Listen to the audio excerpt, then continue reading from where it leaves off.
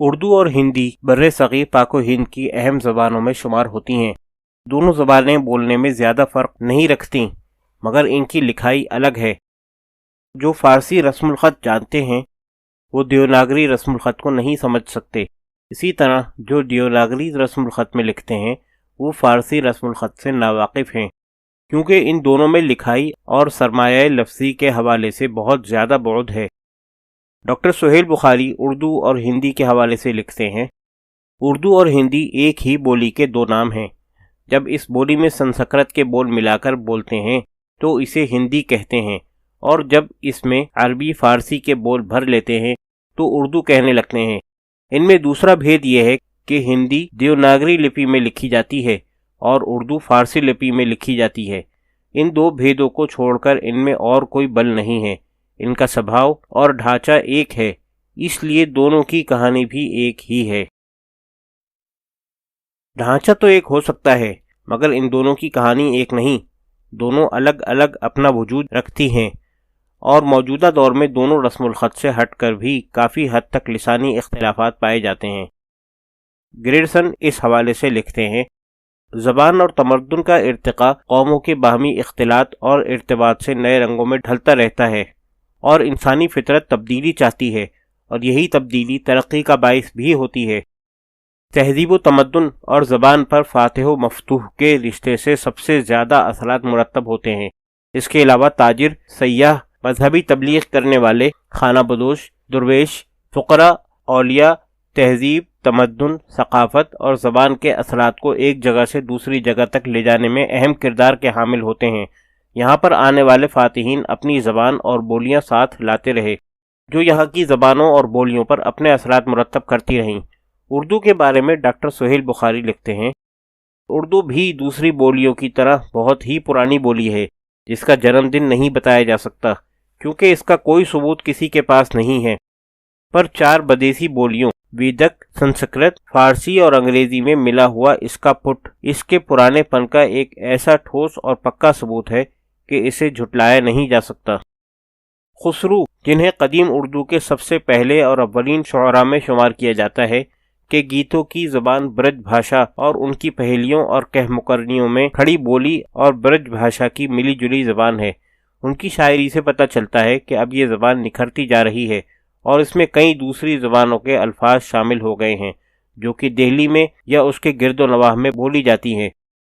کھڑی بولی کا نام اردو کی ابتدا اور ارتقاء کے حوالے سے بار بار لیا جاتا ہے، اور فارسی زبان کا شروع ہی سے اردو کے ساتھ گہرا تعلق رہا۔ یہ اردو زبان کی نشو و نما، پرداخت اور ترقی میں منزل بمنزل شامل رہی۔ اس حوالے سے سجاد ظہیر لکھتے ہیں، کھڑی بولی میں فارسی الفاظ کی آمیزش کے ساتھ سب سے ابتدائی فقرے اور چند اشعار مشہور درویش اور صوفی بابا فرید گنج شکر سے منسوب ہیں۔ بابا فرید اس زبان کو ہندی یا ہندوی کہتے تھے۔ خسرو کی کہہ مکرنیاں، پہیلیاں، دو سخنے، ڈھکوسلے ہماری زبان کی عوامی اصل کا سب سے بڑا ثبوت ہیں۔ خسرو نے جو زبان استعمال کی وہ ان کی اختراع کی ہوئی نہیں ہے، لیکن ان کی عظمت اس میں ہے کہ انہوں نے اپنے آس پاس کی مروجہ عوامی زبان کو ایسی ادبی تخلیق کے لیے استعمال کیا جو عوام سے متعلق تھی اور جو عوام کے لیے تھی۔ اردو کی ابتدا، جبکہ اس کا نام ہندی یا ہندوی تھا، یہاں کی کھڑی بولی میں فارسی، ترکی اور عربی کے الفاظ ملنے سے ہوتی ہے، جسے باہر سے آئے ہوئے عام مسلمان بولتے تھے۔ اردو زبان کی جب بھی بات ہوتی ہے، کھڑی بولی اور زبان دہلوی کی بات ضرور ہوتی ہے، لہذا ہم کہہ سکتے ہیں کہ اردو زبان کا ان زبانوں کے ساتھ گہرا تعلق رہا ہے جو دہلی میں یا اس کے نواح میں بولی جاتی رہی ہیں۔ نام دیو کی زبان میں کھڑی بولی یا زبان دہلوی کا ابتدائی روپ ملتا ہے۔ کبیر داس مرہٹی زبان کے شاعر تھے۔ وہ بھکتی تحریک سے تعلق رکھنے کی وجہ سے بھکتی پیغام کو دور دور تک پہنچانے کے لیے مختلف زبانوں کے الفاظ اپنی شاعری میں شامل کرتے رہے۔ ان کے کلام میں برج بھاشا کے الفاظ بھی ملتے ہیں۔ گرو نانک بنارس کے رہنے والے تھے۔ ان کا کلام گرو گرنتھ میں بھی موجود ہے۔ ان کی زبان میں راجستھانی، پنجابی اور کھڑی بولی کے اثرات ملتے ہیں۔ انہوں نے عربی فارسی الفاظ کا آزادانہ استعمال کیا ہے۔ بقول حافظ محمود شیرانی، یہاں 10% نہیں تو 5% عربی الفاظ مل جائیں گے۔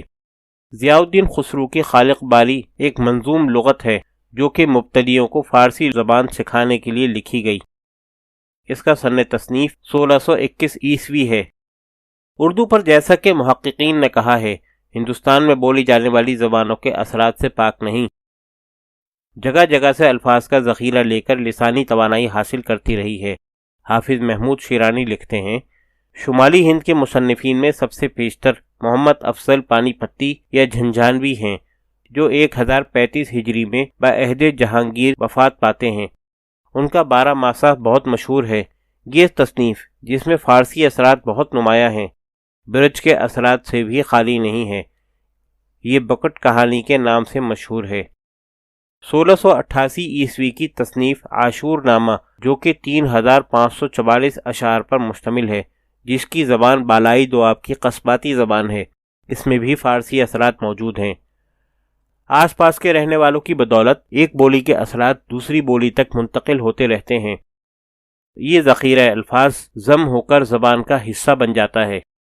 اردو میں برعظیم پاک و ہند کی علاقائی بولیوں سمیت 41 زبانوں کے الفاظ شامل ہیں، جن میں اطالوی، انگریزی، اوستائی، بلتی، بلوچی، بنگلہ، پراکرت، پرتگالی، پشتو، پنجابی، پوربی، تامل، ترکی، جاپانی، جرمن، چینی، دکنی، روسی، رنگ، قدیم ایرانی بولی، سرائکی، سریائی، سندھی، سنسکرت، عبرانی، عربی، فارسی، فرانسیسی، کشمیری، گجراتی، لاطینی، لداخی، مارواڑی، مرہٹی، ملائی، نیپالی، ورندیزی، ہریانوی، ہسپانوی، ہندکو، ہندی، یونانی۔